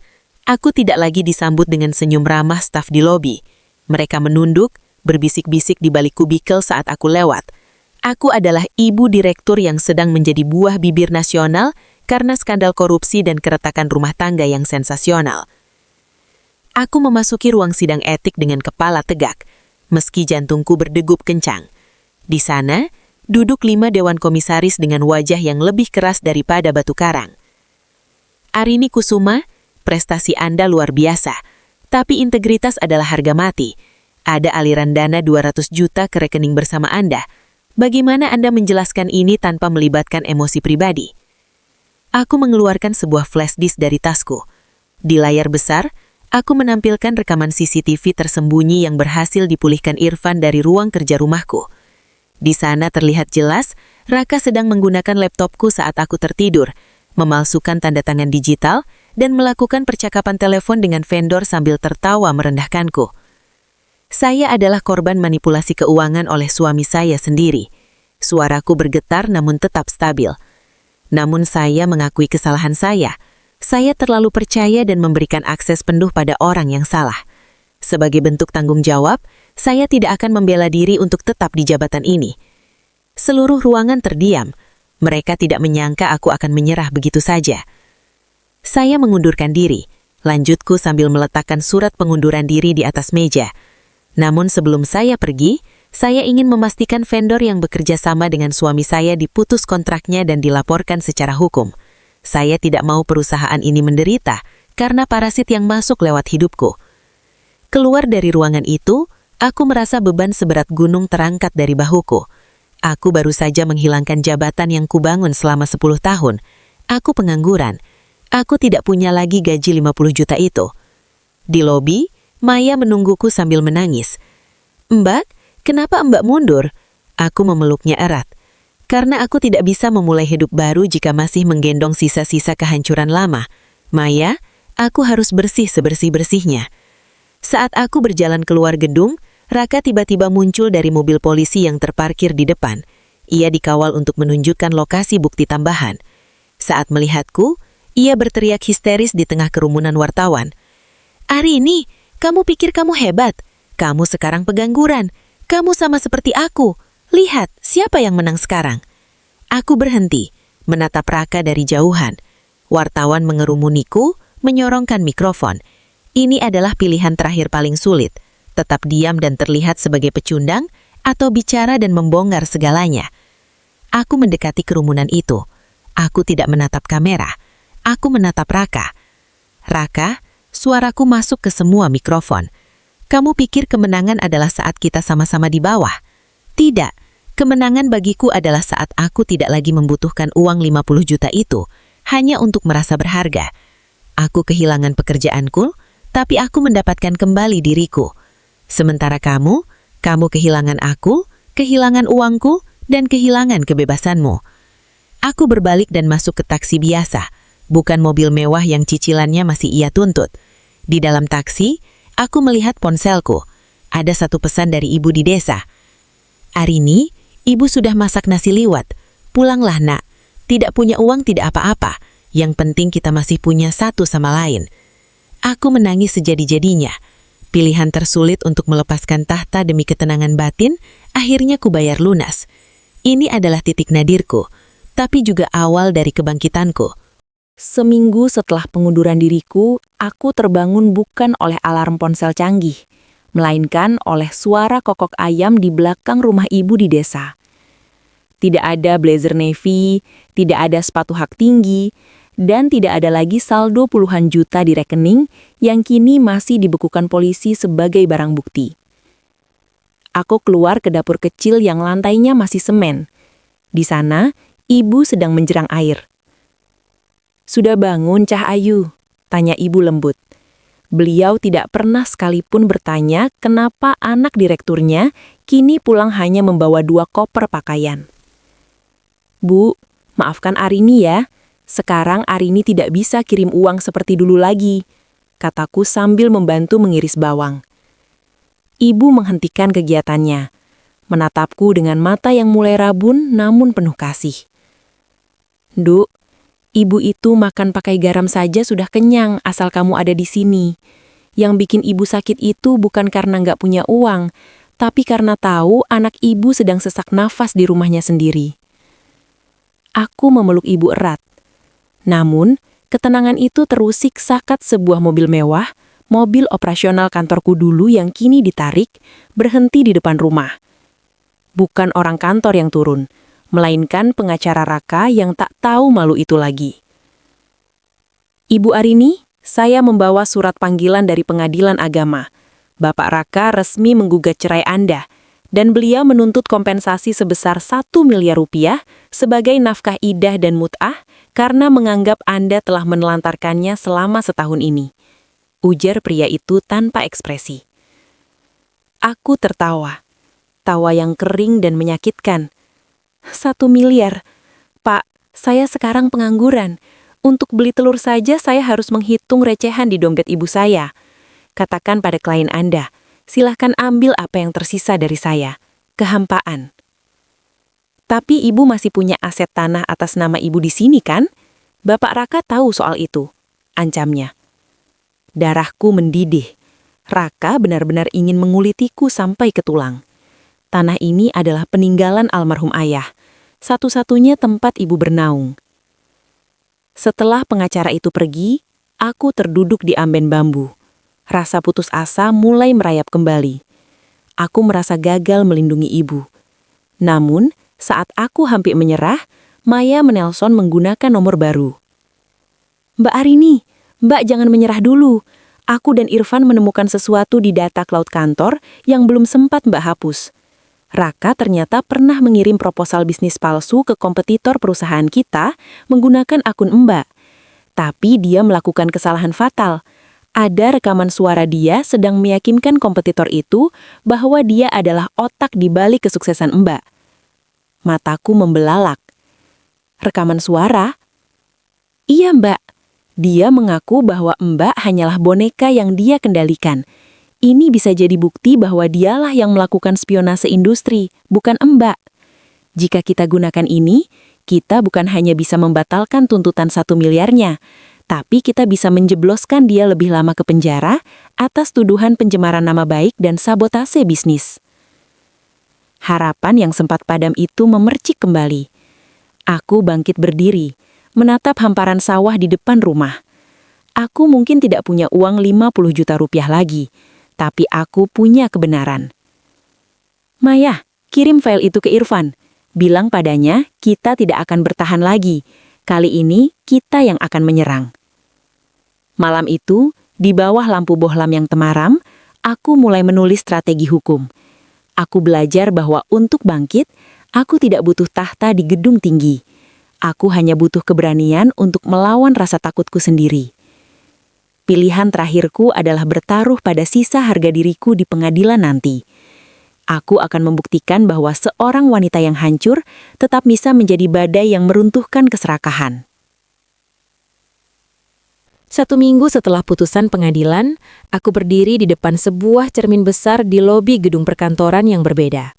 Aku tidak lagi mengenakan perhiasan mahal pemberian Raka yang ternyata dibeli dari hasil memeras keringatku sendiri. Aku hanya memakai kemeja putih sederhana dan sebuah jam tangan tua peninggalan ayah. Hari ini adalah hari pertamaku sebagai konsultan senior di perusahaan yang dulu menjadi rival terberatku. Ibu Arini, direksi sudah menunggu di dalam. Sapa seorang resepsionis dengan sopan. Aku melangkah masuk ke ruang rapat. Di sana duduk jajaran direksi yang dulu selalu berusaha menjatuhkanku di pasar. Namun kini, mereka menatapku dengan rasa hormat yang murni. Bukan karena jabatanku, tapi karena integritasku yang teruji oleh badai. "Selamat bergabung, Arini," ujar CEO perusahaan tersebut. "Kami sudah mendengar semuanya. Dunia bisnis memang keras, tapi dunia rumah tangga yang toksik jauh lebih kejam. Kami menghargai keberanianmu membersihkan namamu sendiri." "Terima kasih, Pak. Saya di sini bukan untuk membawa dendam masa lalu, tapi untuk membawa kemenangan bagi perusahaan ini," jawabku mantap. Selesai rapat, aku menerima telepon dari Irfan. Suaranya terdengar sangat lega. "Arini, ada kabar dari lapas. Raka mencoba mengajukan banding tapi ditolak mentah-mentah karena bukti rekaman dan pengakuan vendor sudah inkrah. Dia akan menjalani hukuman penuh. Dan ibu mertuamu sudah pindah dari rumah kontrakan mewahnya. Kabarnya dia pulang ke kampung halamannya dengan membawa koper-koper tua." Aku menarik napas panjang. Tidak ada rasa senang yang meledak-ledak saat mendengar kehancuran mereka. Hanya ada sebuah rasa damai yang sunyi. Akhirnya, parasit itu benar-benar terlepas dari kulitku. Sore harinya aku pulang ke rumah kontrakan kecil yang kupilih sendiri di pinggiran Jakarta. Rumah itu tidak mewah, tapi setiap jengkalnya dibayar dengan uang yang kukendalikan sendiri. Di sana, ibu sudah menungguku dengan teh hangat. "Gimana hari pertamanya, Nduk?" "Lancar, Bu. Arini merasa bebas. Arini tidak perlu takut lagi membuka ponsel atau mengecek saldo bank." Aku membuka aplikasi perbankanku. Angkanya belum 50 juta seperti dulu. Jauh dari itu.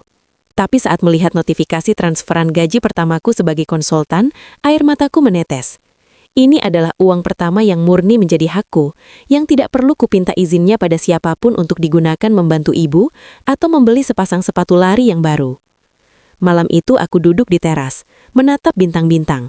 Aku menyadari bahwa kesuksesan sejati bukan tentang seberapa besar gajimu yang dikelola orang lain, tapi tentang seberapa besar kedaulatanmu atas dirimu sendiri. Aku telah kehilangan rumah mewah, mobil operasional, dan jabatan direktur. Tapi aku mendapatkan kembali sesuatu yang jauh lebih berharga, kebebasan. Aku bukan lagi wanita yang mengemis uang jajan di rumahnya sendiri. Aku adalah Arini, wanita yang membangun kerajaannya kembali dari reruntuhan, dengan pondasi yang jauh lebih kuat, karena kali ini pondasi itu bernama harga diri. Kehidupan baruku berjalan dengan ritme yang lebih tenang, namun bukan berarti tanpa gangguan.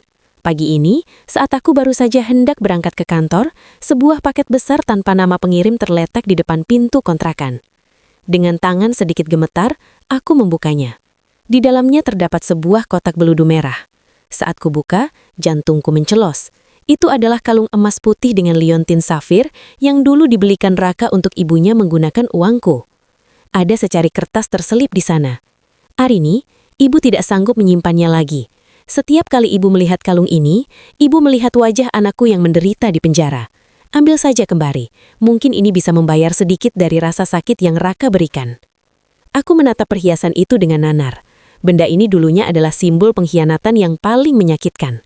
Aku teringat bagaimana aku harus makan roti lapis layu saat kalung ini melingkar di leher ibu mertuaku. Tiba-tiba, rasa mual melanda. Aku tidak menginginkan benda ini. Bagiku, emas ini kini tak lebih dari logam dingin yang berkarat oleh air mata. Aku segera menelpon Irfan. "Irfan, aku menerima kiriman dari ibu mertua. Kalung itu, aku tidak mau menyimpannya. Bisakah kamu membantu menjualnya dan menyalurkan seluruh uangnya ke Yayasan Perlindungan Wanita?" "Tentu, Arini, itu putusan yang bijak. Menyimpan benda itu hanya akan membuatmu terus menoleh ke belakang," jawab Irfan mendukung. Sore harinya di kantor, aku bertemu dengan seorang klien baru. Dia adalah seorang pengusaha sukses yang tampak tangguh, namun matanya memancarkan kegelisahan yang sangat kukenal.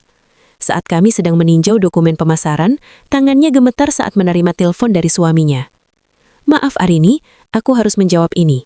Suamiku tidak suka kalau aku terlambat mengangkat teleponnya walau hanya 1 menit. Ucapnya dengan nada meminta maaf yang berlebihan. Aku terdiam. melihat cerminan diriku setahun lalu pada wanita di depanku ini. Ada luka yang tidak terlihat di balik setelan mahalnya. "Ibu," panggilku lembut setelah dia menutup telepon. "Jika ibu merasa rumah Nolangga menjadi tempat yang aman untuk batin ibu tidak sendirian. Saya pernah ada di posisi itu, mengemis hak saya sendiri di rumah yang saya bangun." Wanita itu terpaku, matanya berkaca-kaca. Di momen itulah aku menyadari bahwa pengalamanku bukan hanya sekedar tragedi pribadi. Ada misi baru yang tumbuh di hatiku. Malamnya aku mulai menulis sebuah blog rahasia. Aku memberi judul, "Catatan Direktur yang Terbelenggu." Aku menuliskan setiap detail bagaimana manipulasi keuangan dimulai dengan cara yang sangat halus, sangat manis, hingga kita tidak sadar bahwa kita sedang dirantai. Aku ingin wanita lain tahu bahwa cinta tidak seharusnya membungkam logika dan pernikahan tidak seharusnya menghapus kedaulatan kita atas hasil keringat sendiri. Saat aku menutup laptop, aku melihat ibu sedang menjahit pakaian yang robek. Beliau tersenyum padaku. "Nduk, wajahmu sekarang lebih cerah, seperti tidak ada lagi beban di pundakmu." Aku tersenyum balik. "Iya bu, badainya sudah lewat. Yang tersisa hanya tugas untuk membersihkan puing-puingnya." Namun sebuah kabar mengejutkan datang dari Maya melalui pesan singkat. Raka dikabarkan sering diperlibatkan dalam perkelahian di dalam sel karena wataknya yang temperamental saat permintaannya tidak diuruti. Ia yang dulu selalu dilayani, kini harus menghadapi kenyataan pahit di dunia di mana uangku tidak bisa menjangkaunya. Aku menutup mata, mengirimkan doa singkat agar dia menemukan hidayah. Tapi aku tidak lagi merasa bertanggung jawab atas nasibnya. Tugasku untuk menyelamatkannya sudah selesai sejak lama. Sekarang tugasku adalah menyelamatkan diriku sendiri dan mungkin wanita-wanita lain di luar sana. Pagi ini, ketenanganku kembali terusik. Seorang petugas pos mengantarkan sebuah amplop coklat kusam dengan cap resmi lembaga pemasyarakatan. Nama pengirimnya tertulis dengan tulisan tangan yang sangat kukenal. Raka Pramudia. Tanganku dingin. Sudah berbulan-bulan aku tidak mendengar suaranya. Dan kini selembar kertas ini mencoba mendobrak pintu masa laluku yang baru saja kurapatkan. Aku membawanya ke halaman belakang. Duduk di bawah pohon mangga, jauh dari pandangan ibu. "Arini, istriku, aku menulis ini di tengah gelap dan dinginnya sel. Di sini tidak ada yang melayaniku, tidak ada makanan enak, tidak ada kenyamanan. Setiap hari aku menyadari betapa bodohnya aku telah melepaskan wanita sepertimu. Aku minta maaf, Arini, aku khilaf. Keserakahanku telah membutakan mataku akan kasih sayangmu yang tulus." Ibu sakit-sakitan di kampung. Dia malu dan tidak punya apa-apa lagi. "Bisakah kau datang menjengukku sekali saja? Aku merindukanmu. Aku masih suamimu secara batin, Arini. Bantu aku keluar dari sini, atau setidaknya kirimkan sedikit uang untuk pengobatan ibu. Bukankah kau wanita yang lembut dan pemaaf?" Aku meremas surat itu sampai lecek. Air mata amarah hampir jatuh, tapi kutahan. Dramatis sekali. Ia masih menggunakan taktik yang sama, memosisikan diri sebagai korban, menggunakan rasa bersalah, dan membawa-bawa nama ibunya untuk melunakkan hatiku. Ia menyebutku lembut dan pemaaf, sebuah pujian yang dulu kupikir adalah bentuk cinta, namun sekarang aku tahu itu hanyalah alat untuk menjadikanku budak yang penurut. "Ada apa, Nduk? Wajahmu tegang sekali." Ibu tiba-tiba muncul membawa nampan berisi singkong rebus. "Hanya surat dari masa lalu, Bu," jawabku pelan. "Jangan biarkan masa lalu mencuri hari inimu, Arini. Ingat, kamu butuh waktu lama untuk bisa berdiri tegak seperti sekarang. Jangan mau ditarik jatuh lagi ke dalam lubang yang sama." Nasihat ibu seolah bisa membaca isi surat itu. Aku menatap surat itu sekali lagi. Dulu mungkin aku akan menangis dan merasa iba. Dulu mungkin aku akan segera mencari cara untuk menolongnya karena bakti seorang istri. Namun Arini yang sekarang sudah berbeda. Aku mengambil korek api dari dapur. Di sudut halaman, aku menyalakan api kecil pada ujung kertas itu. Aku melihat api perlahan melahap kata-kata maaf, rindu, dan permintaan uang tersebut hingga menjadi abu hitam yang terbang terbawa angin. Tidak ada kunjungan. Tidak ada uang sepeser pun, tidak ada pengampunan yang membiarkannya kembali mengendalikan hidupku. Sore harinya, blog yang kutulis, catatan direktur yang terbelenggu mendadak viral. Ribuan orang membagikannya. Ratusan komentar masuk dari wanita-wanita yang mengalami nasib serupa.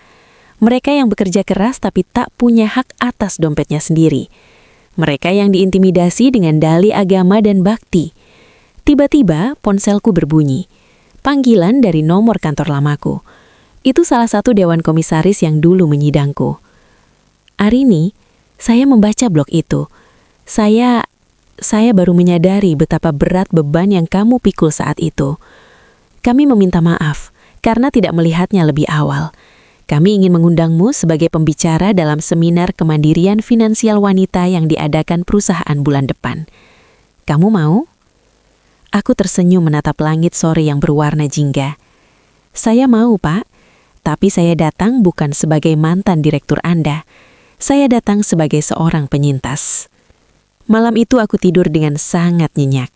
Aku menyadari bahwa balasan terbaik untuk orang yang menghancurkan kita bukan dengan membalas dendam dengan kejahatan, tapi dengan menjadi sangat bahagia dan berguna bagi orang lain, sampai mereka tidak lagi memiliki ruang dalam pikiran kita. Raka mungkin masih berharap pada kelemahanku, tapi ia lupa satu hal. Badai tidak hanya menghancurkan, ia juga membersihkan. Dan aku adalah apa yang tersisa setelah pembersihan itu.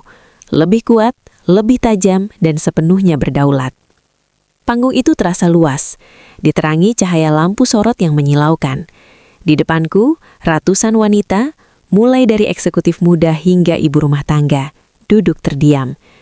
Di barisan depan, aku melihat wajah dewan komisaris yang dulu pernah menghakimiku. Namun hari ini, aku tidak berdiri di sini untuk meminta pengampunan mereka. Selama bertahun-tahun, aku memulai dengan suara yang tenang namun bergetar oleh emosi. Saya mengira bahwa memberikan seluruh akses hidup saya kepada pasangan adalah bentuk cinta tertinggi. Saya pikir menjadi istri yang baik berarti membiarkan diri saya menjadi tidak berdaya secara finansial. Saya salah. Aku berhenti sejenak, menatap seorang wanita muda di baris tengah yang sedang mengusap air matanya. Cinta yang sehat tidak akan membiarkanmu merasa takut saat membuka aplikasi bank milikmu sendiri. Cinta yang tulus tidak akan mengancam keselamatan keluargamu demi selembar cek. Hari ini saya berdiri di sini bukan sebagai korban. Saya adalah bukti bahwa tahta yang paling megah adalah kendali penuh atas diri kita sendiri. Tepuk tangan bergemuruh. Namun bagiku, kemenangan ini bukan soal apresiasi publik. Kemenangan ini adalah saat aku turun dari panggung dan melihat Maya dan Irfan menungguku dengan bangga. Tiba-tiba, seorang pria berpakaian kumal merangsek maju dari kerumunan di lobi gedung itu. Petugas keamanan segera menghadangnya, namun ia berteriak histeris. Itu adalah pengacara Raka yang dulu begitu angkuh, kini tampak berantakan. Ibu Arini, tolong, Raka, dia melakukan percobaan bunuh diri di sel setelah suratnya tidak dibalas. Dia kritis. Ibunya pingsan saat mendengar kabar itu. Hanya ibu yang bisa membantu biaya rumah sakitnya. Tolonglah demi sisa-sisa kemanusiaan. Langkahku terhenti. Seluruh kamera wartawan kini tertuju padaku, menunggu reaksiku. Inilah ujian terakhir. Apakah aku akan kembali ke lubang hitam itu karena rasa kasihan atau tetap pada prinsipku? Aku berjalan mendekati pengacara itu. Suasana mendadak hening. Kemanusiaan saya tidak akan pernah diberikan kepada orang yang menggunakannya sebagai senjata untuk menghancurkan saya. Kataku pelan tapi sangat tajam hingga masuk ke semua rekaman media. Gunakan harta yang pernah ia curi dari saya untuk mengobatinya. Jika sudah habis, itu bukan lagi tanggung jawab saya. Saya sudah membayar utang saya dengan kehancuran karir saya setahun lalu. Aku berbalik, tidak menoleh lagi. Tidak ada keraguan, tidak ada penyesalan. 1 jam kemudian aku berada di dalam mobil pribadiku yang baru. Sebuah mobil sederhana hasil cicilan pertamaku dari pekerjaan konsultan. Aku melaju ke desa. Aku menjemput ibu dan membawanya ke sebuah tanah lapang kecil yang baru saja kubeli dengan sisa tabungan dan hasil penjualan kalung safir dari ibu mertua. "Ini apa, Nduk?"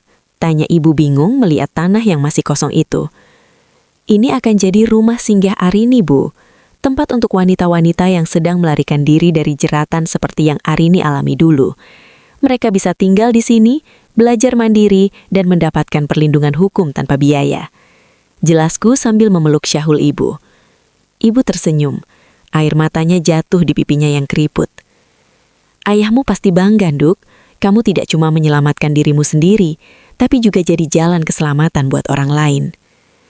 Malam itu aku duduk di teras rumah desa sambil mengisap teh hangat. Aku membuka ponsel dan menghapus nomor Raka, memblokir semua akses yang tersisa, dan menghapus folder foto masa lalu kita untuk selamanya. Duniaku kini memang tidak semewah dulu. Tidak ada rendang mahal setiap malam atau pujian palsu dari pria manipulator. Tapi saat aku melihat pantulan diriku di kaca jendela, aku melihat wanita yang paling kaya di dunia. Kaya akan keberanian, kaya akan kemandirian, dan yang terpenting, kaya akan kedamaian. Mahkotaku yang lama sudah hancur, namun aku telah menempa mahkota yang baru, yang terbuat dari baja pengalaman yang takkan bisa dipatahkan oleh siapapun lagi. Arini Kusuma kini telah benar-benar pulang, bukan ke pelukan pria, melainkan ke pelukan harga dirinya sendiri.